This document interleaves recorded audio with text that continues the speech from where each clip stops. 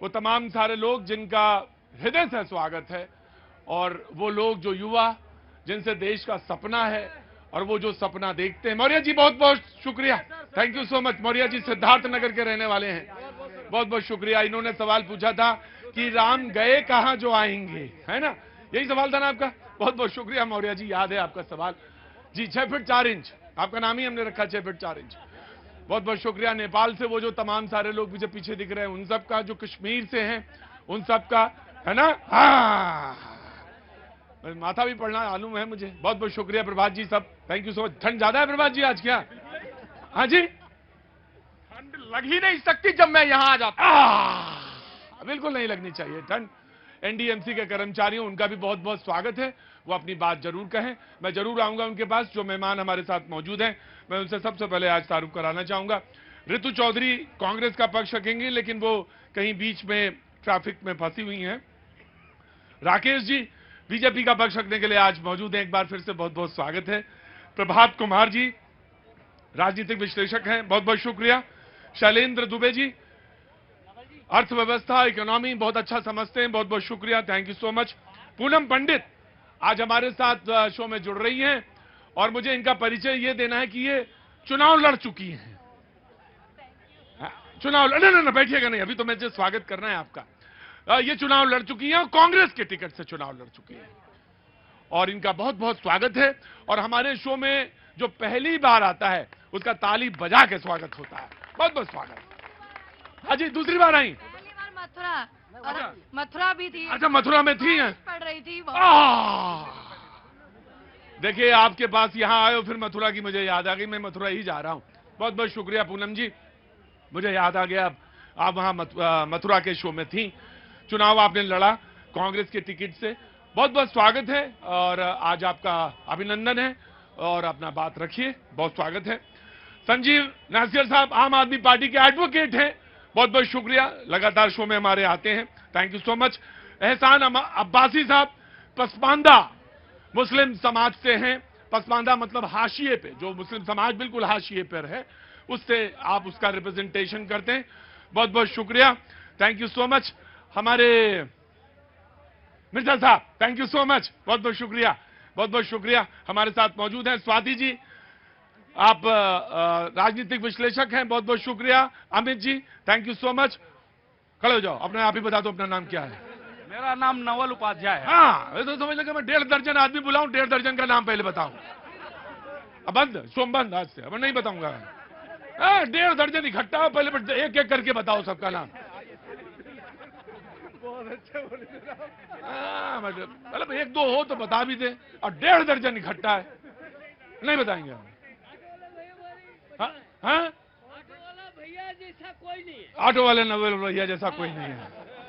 तैयारी कर लिए बेटा, तुमने भी चुनाव लड़ने की है ना, 2-4 आदमी लेके चलने लगे हो तुम भी, है ना।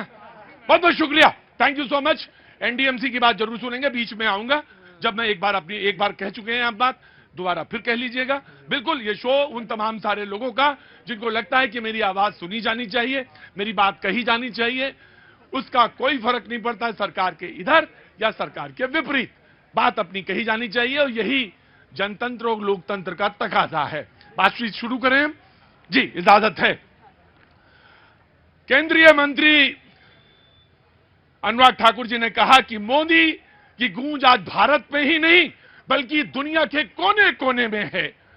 हमारे बीच एक ऐसा नेता है जिन्होंने हम सबको विकसित भारत बनाने का एक लक्ष्य दिया है। बातचीत का सिलसिला यहीं से शुरू करेंगे।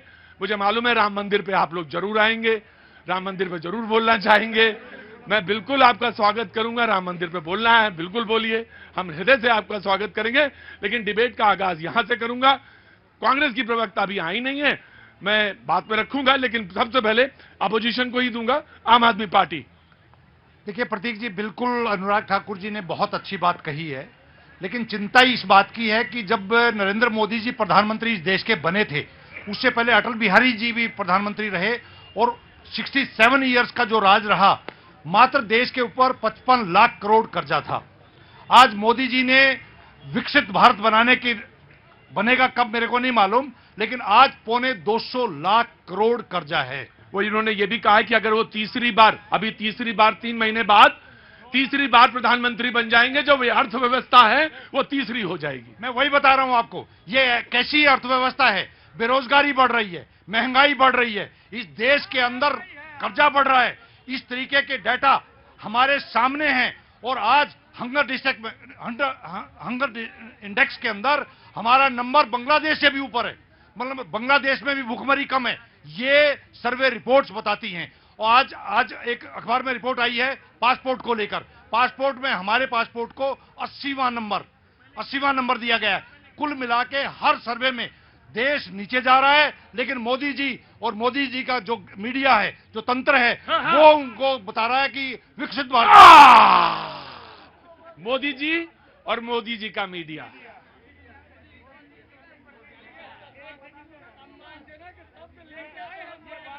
देखिए, कहने का तो हक है, बोलने का तो हक है, और विपक्ष अगर ना बोले तो मैं सबसे बुजुर्ग जिन्होंने हाथ उठाया, मैं उनके बाद इसलिए जाना चाहता हूं।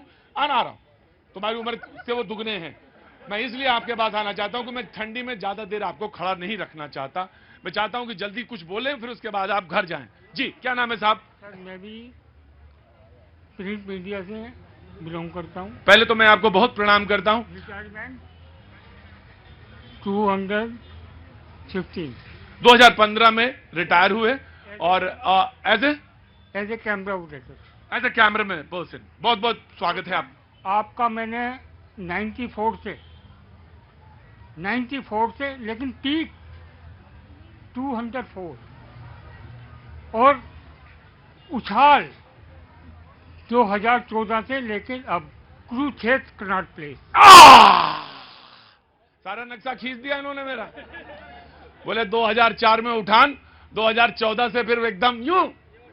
तो बुजुर्ग है हमारी पत्रकारिता से, कैमरामैन से ने, तो मैं स्वागत भी करता हूं उनका। और सर 1-2 लाइन राम के लिए जरूर कहिए। भाई रे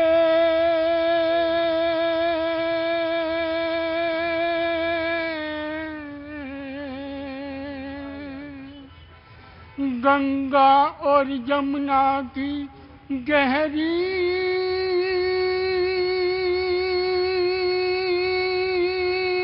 है धार, आगे और पीछे जाना है राम के द्वार। बहुत बहुत स्वागत है। मैं माता की, भारत माता की। बहुत बहुत स्वागत है। मैं चाहता हूं कि आपको थोड़ी सा जगह मिल जाए तो बैठिए, अच्छा लगेगा। आप हमारी इंडस्ट्री से हैं, कैमरा पर्सन रहे, थोड़ा सा नीचे कर लीजिए रस्सी, उनको बैठाने की व्यवस्था करिए। और नसीर साहब ने कहा कि हमारा पासपोर्ट में 80वां स्थान है। हंगर इंडेक्स का नाम भी इन्होंने ले लिया। इन्होंने कहा कि कैसे विकसित भारत, कौन सा विकसित भारत। छोटा छोटा जवाब देंगे पहले शैलेंद्र जी से, देन आप मुस्कुरा रही हैं, वजह मैं जानना चाहूंगा। जी मैं अंतिम जो इनका जो वाक्य था वहां से शुरुआत करूंगा। मोदी जी का मीडिया, अरे भैया आपसे उद्घाटन करवा दे मीडिया बात रखने का, फिर भी मोदी जी का मीडिया जो। और क्या कहते हो, माइक पकड़ा दें क्या आपको? नहीं, माइक तो नहीं दिया सकता, माइक तो नहीं दिया जा सकता। की बात पे आता हूं। बात करते हैं कर्जे की। क्योंकि अर्थव्यवस्था वही आदमी बात कर सकता है जो बैलेंस शीट को पूरी तरह पढ़े। 5 बड़ी अर्थव्यवस्थाएं हैं। पहले नंबर पे यूएस है, दूसरे नंबर पे चाइना है, तीसरे नंबर पे जापान है, चौथे नंबर पे जर्मनी है, 5वें नंबर पे इंडिया है। सबसे ज्यादा कर्ज किसके ऊपर है? जापान के ऊपर है, 263% जीडीपी का। क्या वो मतलब कंगाल हो रहा है क्या? यूएस के ऊपर इंडिया से ज्यादा है, चाइना के ऊपर इंडिया से ज्यादा है, जर्मनी के ऊपर इंडिया से ज्यादा है। अरे कौन सा भाई तर्क दे रहे हैं आप? तो आधी अधूरी जापान का और चाइना का पर कैपिटा इनकम, आप अर्थशास्त्री है ना, बताइए पर कैपिटा इंडिया का कितना है? आराम से बैठिए, आराम से। बात वही है ना कि हमें अपनी सुविधा के मुताबिक जो चीज पकड़नी है। अरे भैया, जो पर कैपिटा इनकम की बात करते हैं तो हमें हमेशा ये देखना पड़ेगा पहले की तुलना में हमारी पर कैपिटा इनकम 2 गुने से ज्यादा हो गई है। पहले हम 83 थे पासपोर्ट में, अब हम 80 हो गए हैं। उसका भी मैं बता देता हूँ। थोड़ा धीरे धीरे चल रहे। नहीं, धीमे धीमे देखिए, ऐसा है ना, आप होलिस्टिक उसमें देखना पड़ेगा। अभी आपने 100 इंडेक्स की बात की। एक ऐसी एजेंसी जो 2500 के सैंपल पे कोई सर्वे कर देती है और पाकिस्तान को भी हमको ऊपर, जो हमसे ऊपर दिखाती है, जिसको हमने जो है भुखमरी के दौर में दुनिया का अनाज सप्लाई किया था, तो उसकी विश्वसनीयता पे जो प्रश्न खड़ा होगा या नहीं होगा? तो उसकी विश्वसनीयता पर प्रश्न चिन्ह खड़ा होगा कि नहीं? मौर्य जी सवाल तैयार करके आए हैं आज? बिल्कुल तैयार रहिएगा, नंबर आएगा जी। रुकता नहीं तमाशा, रहता है खेल जारी, उस पे कमाल ये कि दिखता नहीं मदारी, दुनिया के खेल का है क्या आंकड़े जमूरे, जितना बड़ा तमाशा उतना बड़ा मदारी। क्या बात है जी। ये क्या बात कर रहे हैं और क्या कहते हैं, इन लोगों की बात जो है और जो वास्तविकता है वो बिल्कुल ही उलट पुलट, बिल्कुल ही विपरीत है। मैं बिल्कुल स्पष्ट कर, आप ही की बात कर रहे हैं, आप ही की बात कर रही हैं। ये वही है ना, सारे बातों में खोज के अपने मतलब की बात निकाल देना है। जनता के मतलब की बात तो करनी नहीं है, सिर्फ अपने मतलब की बात को निकाल लेना है। ये पासपोर्ट की बात कर रहे हैं, आप ये भी बता दीजिए कि पहले क्या स्थिति थी और आज किन किन देशों ने ऑन अराइवल वीजा फ्री किया है। आप ये जानकारी भी रखिए, अधूरी जानकारी मत दिया। देखिए अधूरी जानकारी मत रखिए। अजी मैं आ रहा हूं, मैं आऊंगा, एक एक करके आऊंगा जी। प्रभात जी जी। नहीं, अभी स्वाति जी ने बड़ी अच्छी लाइनें पढ़ी और मैं बड़ा हृदय से आभारी हूं कि ऐसी लाइन इन्होंने सुनाई। लेकिन ये मदारी का जो खेल चल रहा है, यही तो ये कह रहे थे, इन्होंने यही खेल कहा। हाँ, अरे ठीक है, पूरा समझ गए। एक्चुअल जब इन्होंने अंधा बांटे रेवड़ी आपे आपे ले, मोदी जी का मीडिया, जब ये बोला गया मोदी जी का मीडिया, प्रतीक भाई ये इसलिए बोला जाता है ना, मैं समझ रहा हूं, विपक्ष नहीं, ये देश बोलने पर विवश हो जाता है। जब आकर के लोग बैलेंस शीट दिखाते हैं और मीडिया उसमें गुणगान करना शुरू कर देती है। आज राम मंदिर की बात हो रही है, सारे मीडिया चैनल पे राम मंदिर चल रहा है। मैं पूछता हूं, मोदी जी बड़े या हमारे शंकराचार्य बड़े, जो धर्म के पीठ पर बैठे हुए हैं? और अगर शंकराचार्य से बड़े मोदी जी, एक बात बताओ, बड़े भोले नजर आते हो यार तुम। बीच में आओ जा चौराहे में, रोज दिन भर 3-4 दिन से रोज शंकराचार्य, रोज शंकराचार्य। आप ही तो जो जिनको कि राम के अस्तित्व पर संदेह था। जवाब ले लीजिए, अब शंकराचार्य भी अच्छे लगने लगे हैं। जवाब ले लीजिए। प्रश्न पूछा, रसोई घर बना करके गृह प्रवेश नहीं किया जाता प्रतीक भाई। इन्होंने अधूरा राम मंदिर बना करके प्रवेश, अरे क्या जल्दी कह रहे हैं कि रुकिए, कह रहे हैं रसोई घर बना के गृह प्रवेश नहीं किया जाता। अरे पंडित जी, रसोई बना के ही गृह प्रवेश किया जाता। अरे हुजूर आली, शास्त्रार्थ करोगे तो तैयार। मैं तो कह रहा हूं, रुको, राम का विरोध।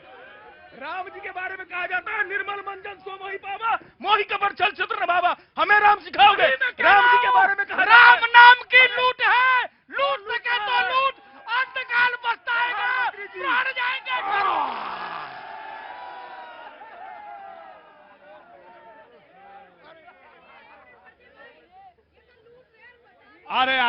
अरे मैडम बैठिए, आता हूं।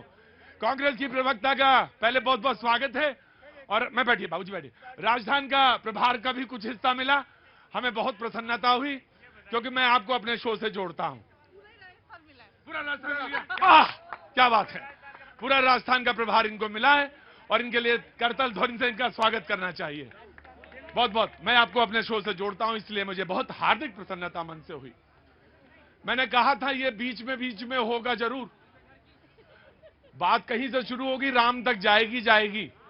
आज जिनको राम के अस्तित्व पर सवाल था, आज शंकराचार्य की बात पर भरोसा है। वाह रे राम,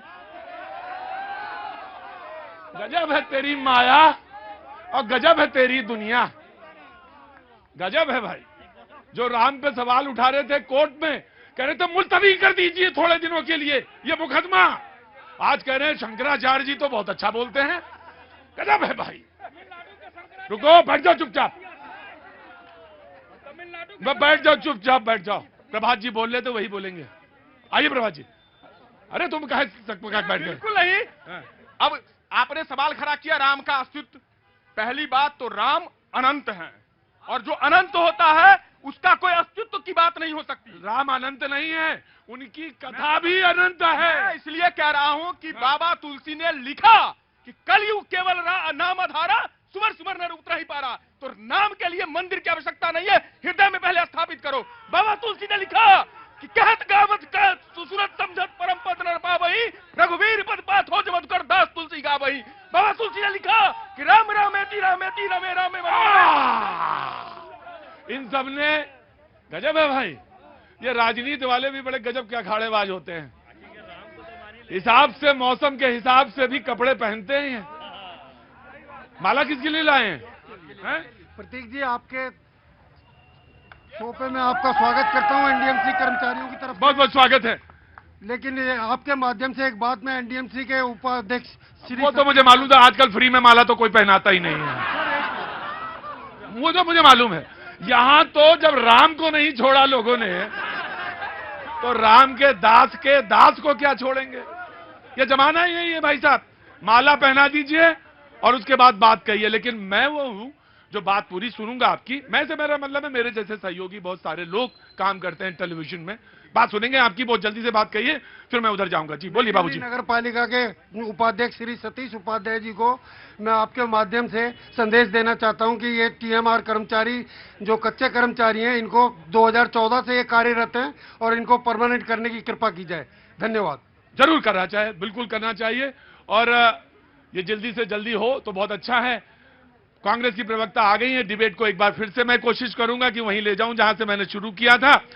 अनुराग ठाकुर जी ने कहा कि मोदी मोदी की गूंज आज भारत में नहीं बल्कि दुनिया में कोने कोने में हमारे बीच एक ऐसा नेता है जिनको हम सब विकसित भारत बनाने का एक लक्ष्य दिया है। हमारे सामने सबसे बड़ा लक्ष्य है विकसित भारत बनाना। कांग्रेस की प्रवक्ता और फिर बीजेपी वाले प्रवक्ता, आराम से ना बैठिए जी। देखिए, वो नेहरू थे जिन्होंने भारत को लाके खड़ा किया कि ये विकासशील देशों की पंक्ति में खड़ा हुआ है। ये नेहरू थे जिन्होंने, जो मोदी जी जो आज देश संभाल रहे हैं ना, वो देश जो बना के दिया ना, वो नेहरू जी ने दिया था। वो उनका विजन था कि ये देश अमेरिका के बराबर आना चाहिए। अमेरिका महाशक्ति नहीं, भारत महाशक्ति होना चाहिए। ये नेहरू जी का विजन था और इस विजन को लेकर हर प्रधानमंत्री आगे बढ़ा। और आज जो देश आप देख रहे हैं और जिस देश पर हमें इतना गर्व भी है और जिस देश पर मोदी जी को भी गर्व है, वो नेहरू ने बनाया हुआ है। उसके नींव जो है वो नेहरू जी। कहां से आना हुआ बहन तुम्हारा? कहां से आना हुआ? हाँ जी, कानपुर से। आज कानपुर वाले बहुत आते हैं लोग, आजकल बहुत ज्यादा आते हैं जी। रेखा आराम से प्लीज कम। सिंह साहब जी। कांग्रेस की समस्या यही। रुको भाई, अरे नेहरू जी सुनो, क्या उम्र है तुम्हारी? क्या उम्र है? पैदा भी नहीं हुए थे तुम। रुको। कांग्रेस की यही समस्या है। इनको लगता है कि ये भारतवर्ष, ये देश जो है, ये जब नेहरू आए तब ये भारत देश भी आया। अरे गलतफहमी निकाल दीजिए कांग्रेस की प्रवक्ता महोदय। यह सदियों से देश रहा है, यह राम का देश है, यह कृष्ण का देश है। और आपकी कांग्रेस भी नेहरू की कांग्रेस नहीं थी, कांग्रेस गांधी की थी। जरा गांधी को पढ़िए, जरा अरविंदो को पढ़िए, जरा तिलक को पढ़िए, इन सबको पढ़िए तो आपको पता चलेगा। जब आप राम से विमुख होते हैं तो आपको ये पता होना चाहिए कि रामायण में जब राक्षसों का जिक्र आता है तो राक्षस भी ये मानते थे, उनकी भक्ति नहीं थे राम में, लेकिन शक्ति को मानते थे और राम के सामने, प्रभु राम के सामने आने का अवसर ढूंढते थे। जब वो आते थे तो उनका उद्धार भी होता है। अरे आप राम से विमुख होकर, मुझे चिंता है आपका क्या होगा। आप जहां पहुंची हैं वहां से भी दुर्गति का कारण होगा। और हमारे आम आदमी पार्टी के प्रवक्ता ने कहा कितने लाख करोड़ का कर्ज है। अरे पकड़ तो रहे हैं, पकड़ लिया है। अरे 3 नेताओं को जमानत नहीं मिल रही है, वसूल रहे हैं। धीरज साहू से 350 करोड़ वसूला है। ये सारी पाई वसूलेंगे। देखिए, एक बात मैं जरूर कहूंगा, बड़े साफ गोई के साथ कहूंगा कि जब राम की शरण कोई आता है, सिंह साहब, कोई भी हो, कोई भी हो, उनका बैरी भी हो, उसको सदगति मिलती है, दुर्गति नहीं, है ना।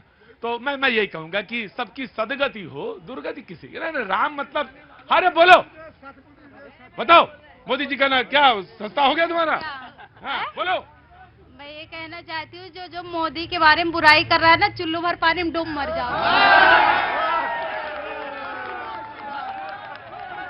550 वर्ष के बाद आ रहा है, तुम्हें सब खुशी नहीं है क्या? क्यों नहीं है? तो राम का माला ना जपो। फिरोज गांधी है, फिरोज गांधी।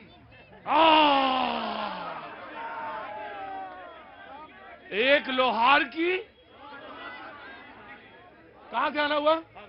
आगरा से। आगरा नंबर नहीं आएगा आज कर रहा जी। मैं आया, जस्ट वेट अ मिनट जी, मैं दे रहा हूं। बस दो सेकंड का रिप्लाई तो दे देने दीजिए। हाँ जी। बहुत बहुत अच्छा लगता है जब गोडसे वाले गांधी का नाम लेते हैं। जब गांधी जी की हत्या की गई तो उनके आखिरी शब्द थे, हे राम, हे राम। और उसी राम को गोली मारने वाले आज अपने आप को राम भक्त बना रहे हैं। गांधी राम भक्त है। उन्हीं राम को कांग्रेस ने काल्पनिक बनाया। गांधी जी के आत्मा के हत्यारा या गांधी के।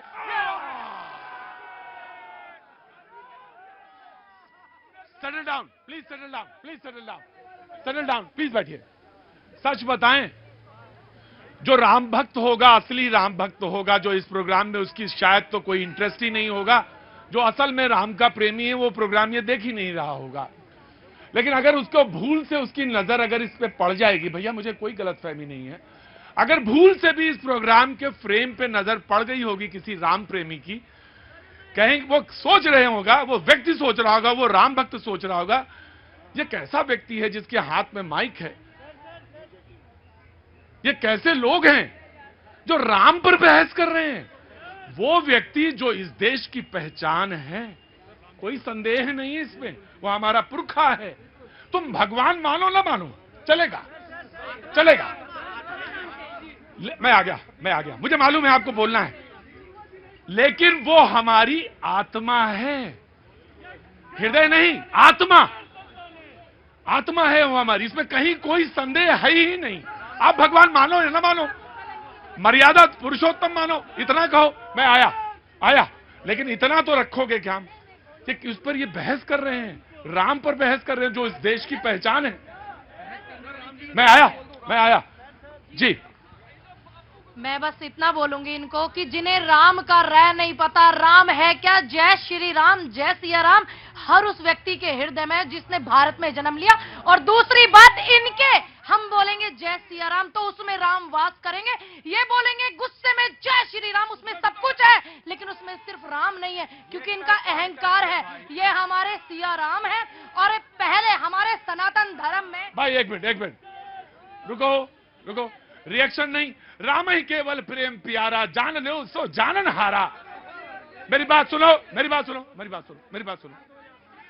बोले राम सकोप, तब वो बहुत बात की बात है, पहले कई कांड आएंगे उससे। भाई मुझे मजबूरन इधर आना पड़ा। मैं नहीं भैया, ये नहीं बता दूं इनको कि मैं आपको बता दूं, इतना राम को आपने नहीं पढ़ा होगा जितना आप यहाँ पर एक चापलूसी करने लगे हैं। अगर हम बात करें इस मुद्दे पर देश के, तो हम उस पर बात करते हैं। ये देखिए 2000 बच्चों को लेकर के दिल्ली में बैठे हुए, वर्दी नहीं दे रही है सरकार। ये जो रामदेव जी आए हुए हैं आंदोलनकारी आर्मी के, इस मुद्दे पे बात कीजिए। राम मंदिर के सबसे पहले जो दरवाजे खोले थे पूर्व प्रधानमंत्री राजीव गांधी जी ने खोले थे।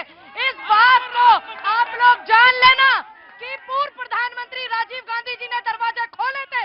और दूसरी बात, आज जिस देश में आप हो उसको बना करके जो दिया वो नेहरू, गांधी, सुभाष पटेल, गांधी, न जाने कितने नाम खास है।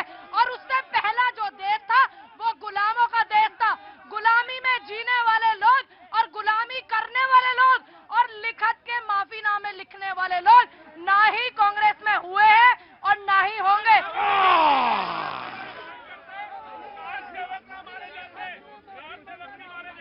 क्या हुआ? 1988 में जब ताले खोले राजीव गांधी जी ने, तो मंदिर का भी आह्वान करते तो कार सेवक नहीं मारे जाते, बच जाती उनकी शहादत। और देश में एक अलग विडंबना चल रही है, जो तिलक लगाए वो भाजपा का नजदीकिया, और जो राम मंदिर की बात करे वो है गोदी मीडिया। आपको सत्य तो स्वीकार करना नहीं है। हमें तो विश्वास था काम सारे के सारे देश विदेश में होते जाएंगे, मोदी जी कुछ ना करके बहुत कुछ कर जाएंगे। होगी देशों विदेशों में वाह वाह, पर कुछ आप जैसे ही मोदी के कार्य का विकास का मजाक उड़ाएंगे। नहीं, यह जवाबी कीर्तन नहीं है। बैठिए बैठिए।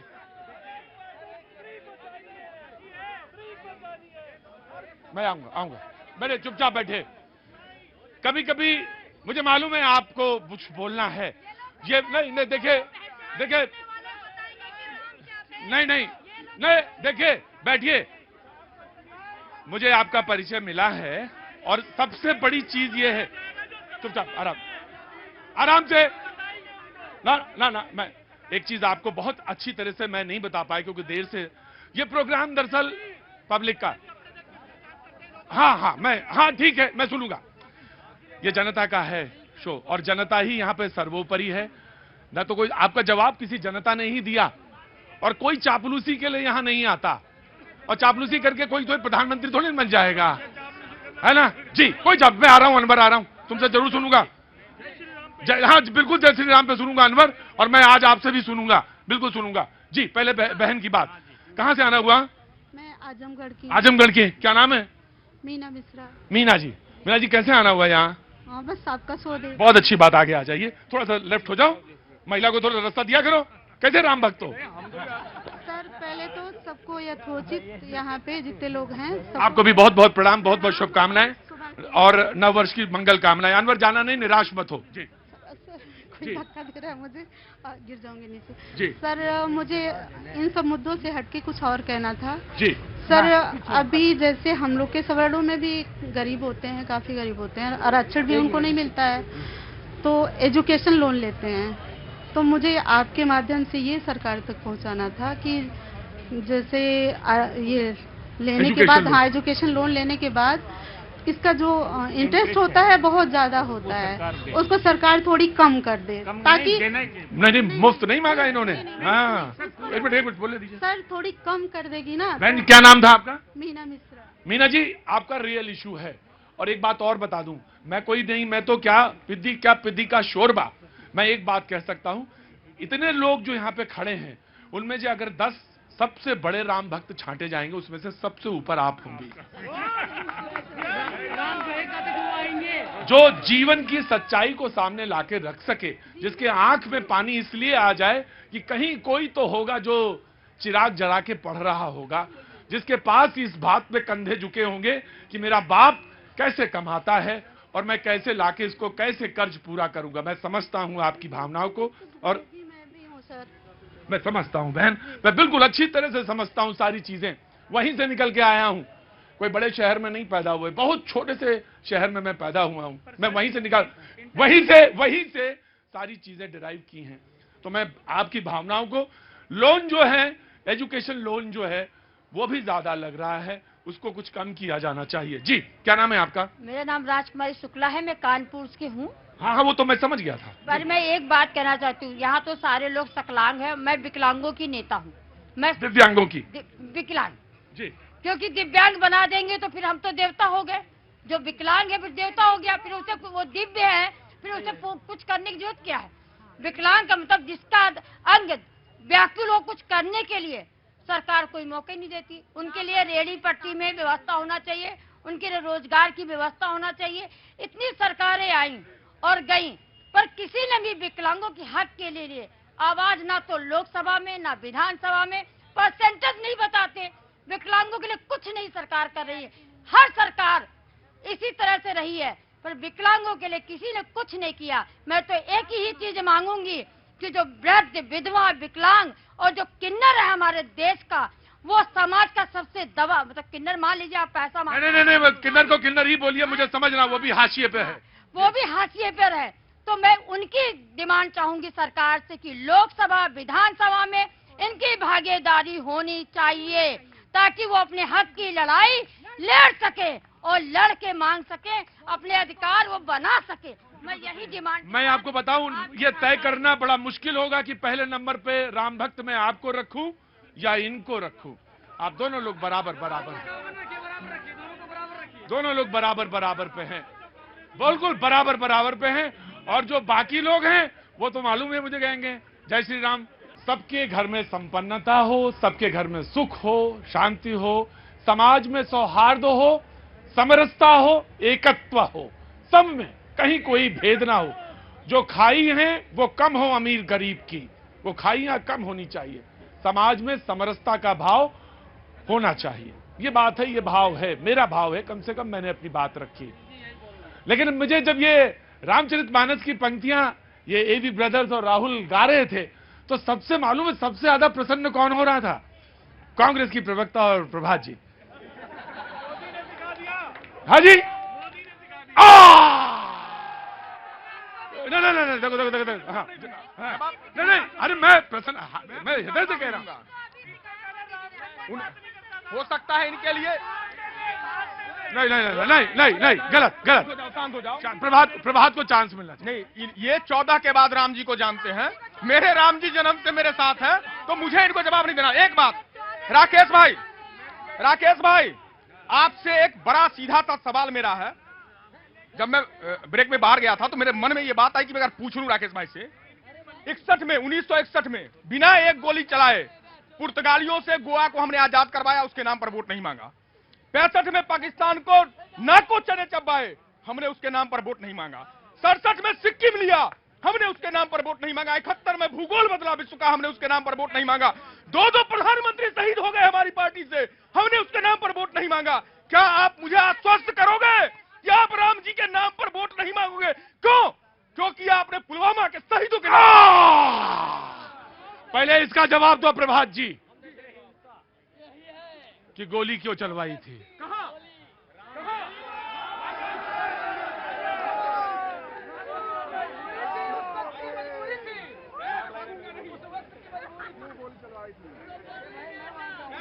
और अगर सौहार्द पैदा नहीं कर सकते थे तो वैमनस्यता इतनी क्यों पैदा हुई? ये वैमनस्यता जिन्होंने पैदा की 1925 से लेकर के शुरुआत करी थी और आज देश को उस हालत में डाल दिया। एक भाई दूसरे भाई का दुश्मन बना घूम रहा है, ये हालत इन्होंने कर दिया।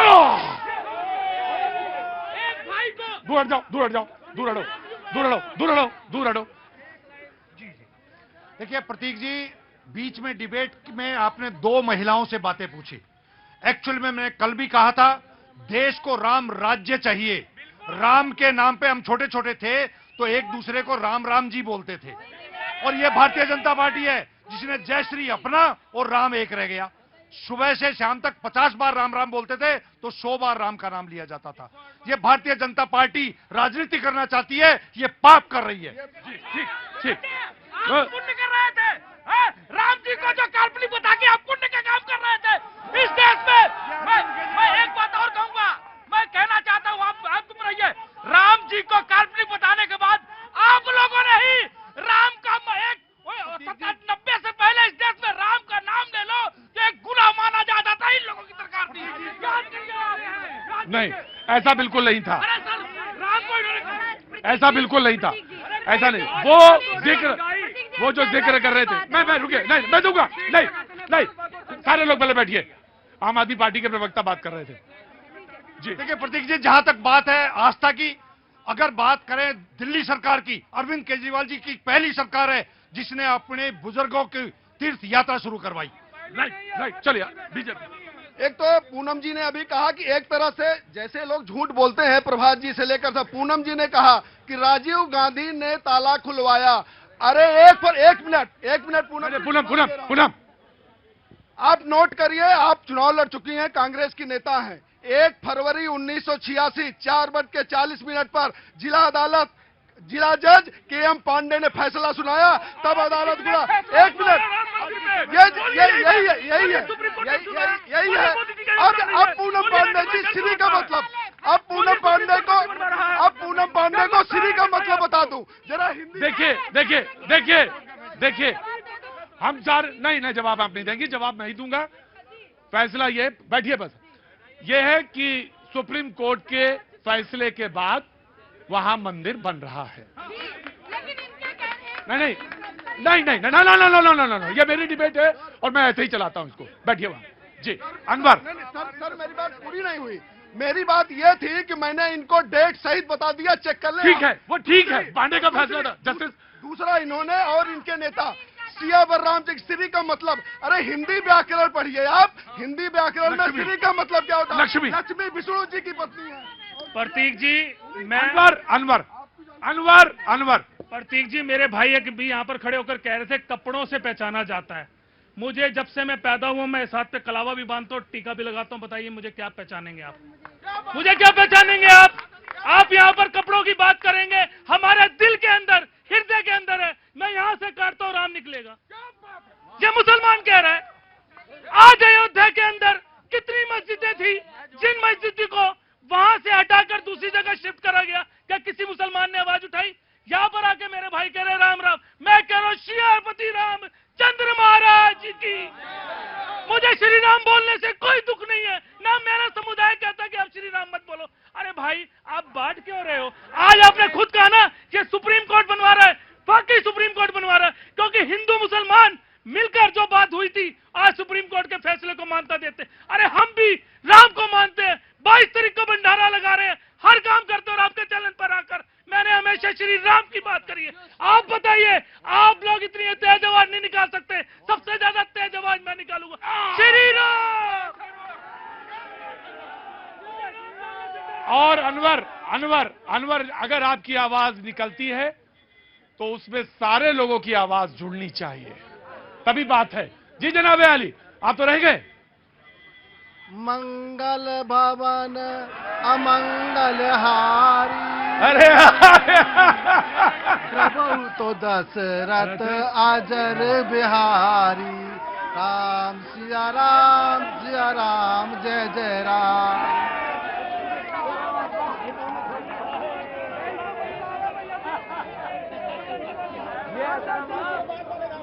फिर से बोलिए। मंगल नहीं नहीं नहीं, मन हो तो बोलिए। नहीं तो कहेंगे ये एंकर ऐसा गड़बड़ है, ये बुलवाता है जानबूझ के। एक बात आज बहुत अच्छी लगी, अनवर की बहुत अच्छी बात कही आपने, बहुत अच्छी बात कही अनवर। ये लीजिए माला, आज आप बहुत अच्छी बात कही, बोलिए। मंगल भवन आगे बोलिए। मंगल हारी, द्रबहु तो दशरथ अजर बिहारी, राम सिया राम जय जय राम। रघुकुल रीत सदा चल आई, प्राण जाए पर वचन न जाई, राम सिया राम जय जय राम। आज आपके माध्यम से पूरे देशवासियों को और खासकर उत्तर प्रदेश के वासियों से, मुस्लिम समाज से मैं अपील करता हूं कि 22 जनवरी को ये महापर्व आ रहा है, तो अपने उस दिन आप उस दिन मांस की दुकानें बंद करें, होटल बंद करें, पकवान बनाएं और अपने पड़ोसी को पकवान खिलाएं।